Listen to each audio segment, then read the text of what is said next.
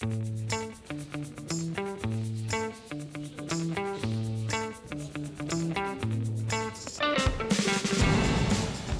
fakulteti se počutim odlično. Nisem tretirana samo kot športnica, ampak tudi kot študentka s svojimi ambicijami. Ja, študij se mi zdi zelo zahteven, ampak mislim, da mi je to ravno najbolj všeč. Moj tipičen dan je zelo strukturiran, vse je nekako podrejeno treningu. Če toliko manjkaš kot jaz in pa če imaš tako neke posebne zahteve oziroma želje, moraš ti narediti ta prvi korak in pristopiti, ampak da če se potrudiš, se da to kot vse ostalo.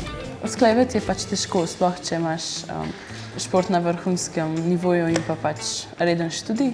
Recimo, da si vse obroke pripraviš vnaprej, da si dan splaniraš vnaprej, da si torbe pripraviš en dan prej.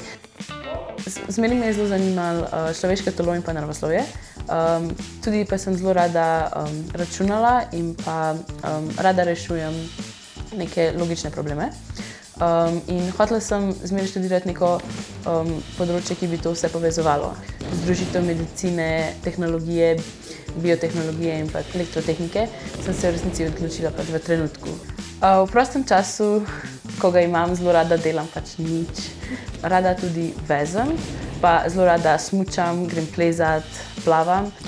Ja, pač moja vzornica bi bila Andreja Leški.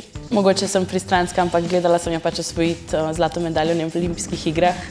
To je velika stvar in hkrati pa pač ni samo vrhunska športnica, ampak je tudi zelo razgledana in pač pametna.